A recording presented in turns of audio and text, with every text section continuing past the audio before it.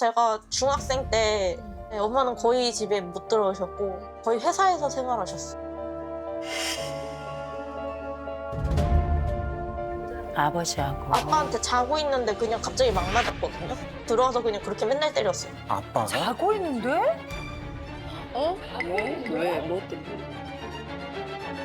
뭐 트집 잡아서 때리는 것도 그렇고 뭐 아예 쌍욕을 바로 끊어버려요.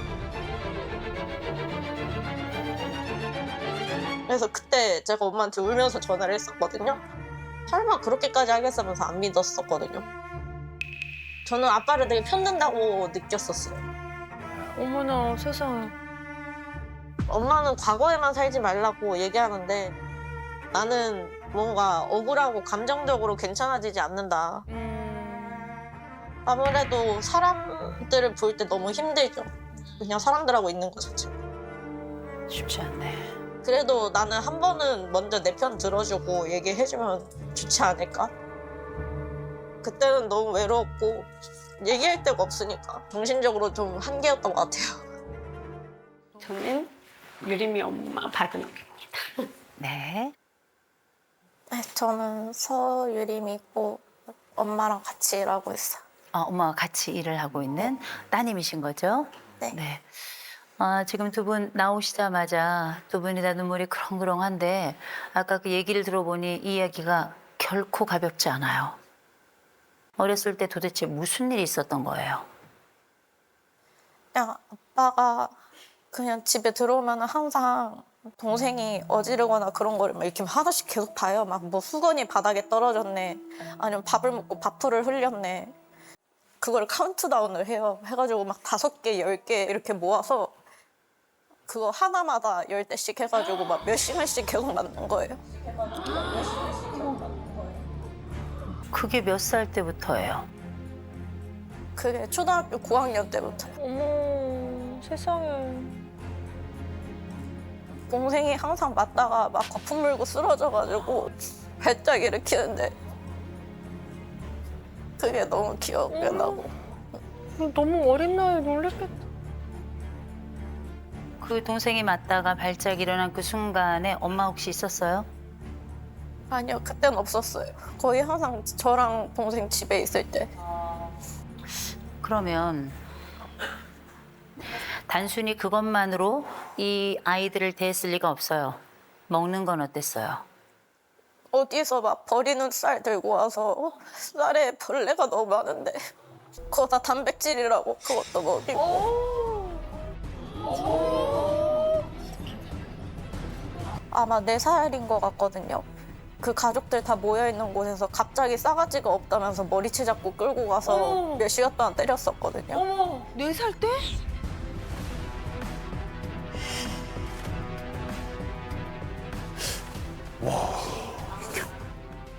잠깐만요. 이건 엄마에게 물어봐야 될 것 같아요. 우리 어린 시절의 기억들은 사실 선명치 않기 때문에 이건 확인해 봐야 될 것 같아요. 따님이 지금 이런 얘기를 하는데 사실인가요? 제가 명절 때 이제 세배를 하는데 저희 조카들이 정말 아이돌 콘서트장처럼 춤추고 막 난리도 아니에요. 막 세뱃돈을 막 이러면서 막 진짜 아이돌 공연처럼 하거든요. 근데 얘는 되게 얌전한 친구예요. 되게 얌전한 친구인데 갑자기 너도 나와서 뭘 해? 그러면은 장기를 할 수가 없잖아요. 얘가 그래서 부끄러워서 가만히 고개를 숙이고 있었어요. 근데 그 모습이 아빠가 봤을 때는 싸가지 없다. 그래서 내가 얘는 부끄러워서 그러는 거야 라고 했는데 싸가지 없는 거야 하면서 끌고 들어가서 방문을 쾅 닫고 그 상황에 온 가족들이 문을 열라고 했는데 끝까지 안 열고 한 4시간 정도를 소리를 지르면서 4시간을?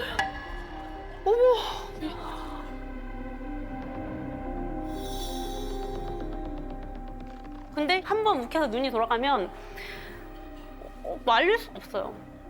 눈 부시고 들어가야지. 근데 문을 잠그고 못 열게 하니까 실제 거기서 무슨 일이 발생됐는지는 얘밖에 모르죠. 근데 얘는 맞았다라고 주장하고. 근데 4살이면 애가 나왔을 때 흔적이 있잖아요. 빨개지고 자국이 나고 이럴 수가 있는데 그런 건 없었나요? 너무 옛날이라서 그것까지는 기억이 안 나요.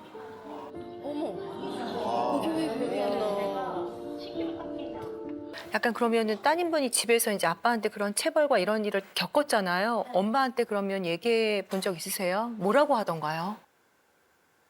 엄마가 그 순간에는 그렇게 내가 엄마인데 막 누구 편을 들고 그렇게 할 수 없지 않냐고.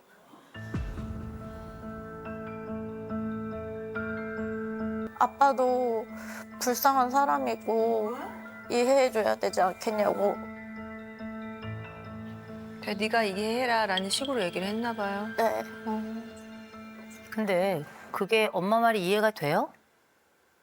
이해가 안 됐죠. 그냥 아직도 좀 응어리가 조금 져 있는 것 같아요. 머리로는 이해를 해도 감정적으로는 해소가 안 된 것 같아요. 상담 받아본 적 있어요? 네, 병원도 지금 최근까지 계속 다니고 있어요. 아, 다니고 있어요? 그럼 풀배터리 검사 그런 것도 받아봤었거든요. 풀배터리 검사는 왜 받았어요? 좀 제가 느끼기에 그럼 내가 좀 뭔가 문제가 있나? 그런 생각이 들어서 아, 일상생활 하면서 과거 일 때문에 엄마랑 약간 좀 갈등이 생긴 적도 많나요? 아니요, 그런 경우는 없는데 그냥 손님이 되게 저를 계속 타겟팅을 해서 괴롭혔단 말이에요. 그래서 그거를 얘기를 했는데 너가 먼저 대응을 어떻게 했었냐, 그 손님한테. 그렇게 얘기가 흘러가니까 좀 속상했죠. 엄마가 항상 너무 공평하니까. 엄마는 사실 다른 상황이었을 수도 있을 것 같은데 어떠셨어요? 그 방치라면 방치가 맞는 것 같아요. 지금 와서 생각하면 너무 미안한데 어릴 때는 좀 이렇게 미쳐 있었던 것 같아요. 사회적 커리어에. 아, 그래서 거의 그냥 제가 졸도를 진짜 많이 했거든요. 일하다가. 뭘 많이 했다고요? 졸도요. 졸도를요? 네. 그래서 28살 때 앞니가 다 없어질 정도로. 일어나 보면 이제 병원에. 근데도 병원 벽에다가 포스트잇을 붙이면서 공부하고 막 이렇게 그 정도로 너무 이제 왜 그렇게까지 열심히 살았는지 모르겠는데 엄마의 역할을 해본 적이 좀 없는 것 같아요. 제가 개인적으로 어릴 때도 부모님이 다 키워줬고 언니가 키워줬고 내가 얘를 돌보는 시간이 없어요. 오, 진짜요? 네네네. 그때는 저도 어리고 너무 일하느라고 바빠서 몰랐는데 이제 얘가 너무 힘들어하고 심리치료를 받고 이런 것들을 이렇게 더듬고 그러면서 이제 너무 폭력적인 걸 알기 때문에 분리시킬 수밖에 없었어요. 그래서 제가 처음에 별거를 했어요. 5살 때. 그 별거도 이제 아빠 성격을 알잖아요. 자해를 하거나 아니면 다 때려부시거나 뭔가 뭐 그런 위험한, 그러니까 젊으니까 그 전부터 그런 일이 있었던 거예요? 그건 연애할 때도 그랬어요. 헤어지자 그러면은 그냥 자해. 혹시 아버지가 엄마를 때리기도 했나요? 동생 태어나기도 전에 엄마 임신하고 있는데 막 그 프로레슬링 놀이한다고 엄마 목 졸라서 막 기절시키고 그게 생각이 나요. 어머. 진짜로? 근데 제가 기절을 했는지까지는 모르겠지만 네, 막 이렇게 뒤로 꺾는 뭐 이런 초크를 하면서 막 그냥 그 자기가 너무 재밌어요. 깔깔대면서. 근데 그때 되게 남편이 모르겠어요. 어려서 그런 건지 뭔지 철이 없는 건지 모르겠는데 그냥 그런 장난을 많이 쳤어요. 근데 지금 얘기를 들어보니까 엄마는 그 이후로 사업으로 승승장구를 했고 그러나 그 집 안쪽에서는 무자비한 폭력이 끊임없이 발생을 했던 것 같은데 딸이 계속 호소를 했을 거예요.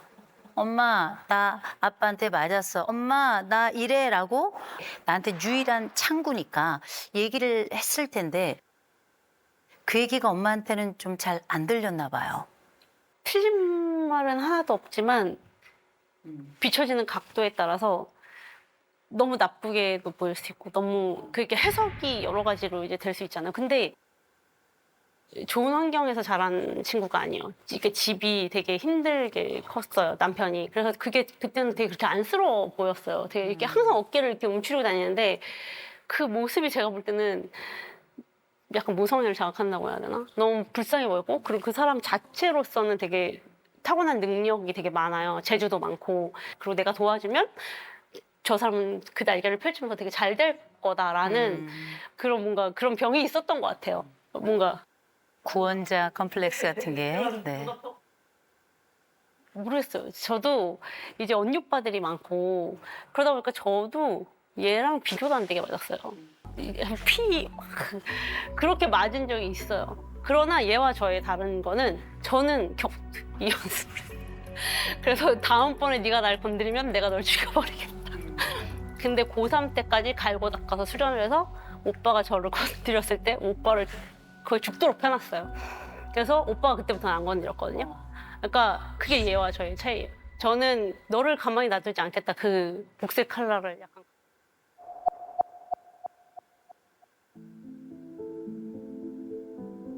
제가 생각하는 최고의 복수는 존경을 받는 거라고 생각해요. 약간 그런 게 있고 억울한 거 네, 근데 이제 오빠보다 훨씬 많은 반드시 낚시를 해요. 제가 생각하는 최고의 복수는 존경을 받는 거라고 생각해요. 아, 존경을 받는 거. 네네. 그래서 저는 성취욕이 강한 사람이니까 존경을 받을 때 모든 게 해소가 돼요.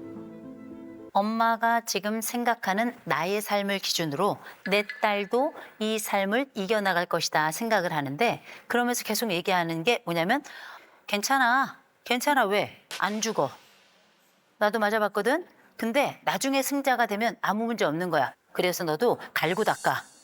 자기 열망이 큰 사람이에요. 자기의 나아갈 바가. 근데 이 에너지가 넘치는 내용 중에 딸에 대한 내용이 없어요. 나의 현재, 나의 미래가 쫙 펼쳐져 가는 사업가로서의 한 사람만 있더라고요. 근데 문제는 이 딸은 어떠한가예요?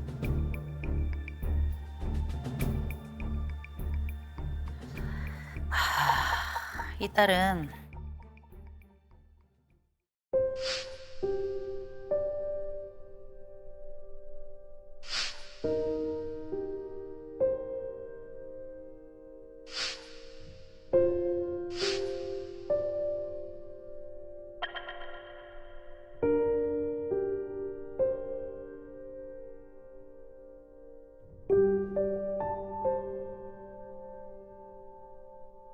어렸을 때 잘못했다고 느끼는 것은 태어난 것.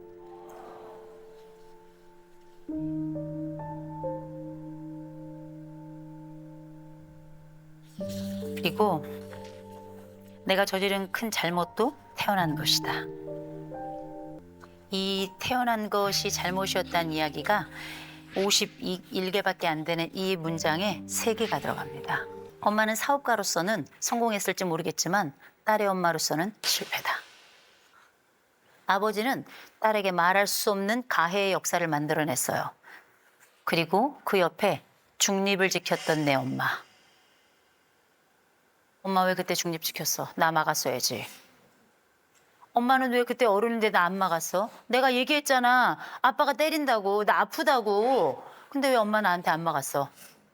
그리고 왜 지금 손님 왔을 때도 왜 중립 지켜?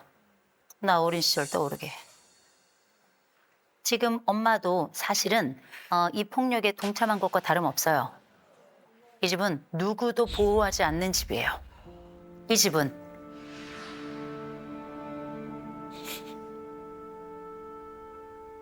엄마한테 사과받고 싶죠?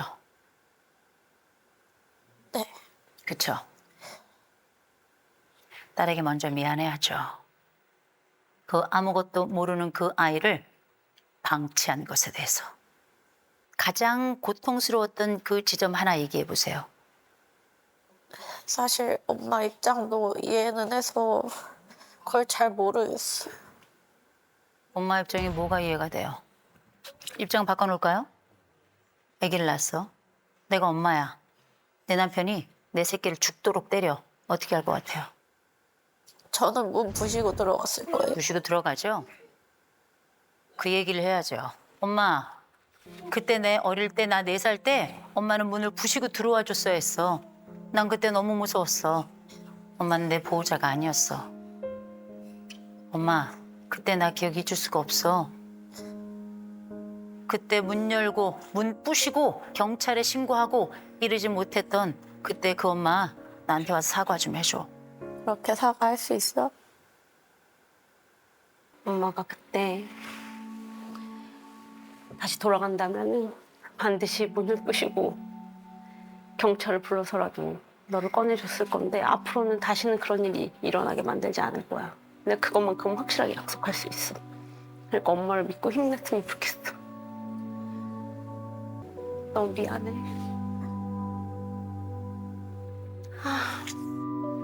자, 엄마가 미안하대요. 네. 어떻게 하실래요? 사과 받아줄래요? 사과 받아주시겠어요? 네.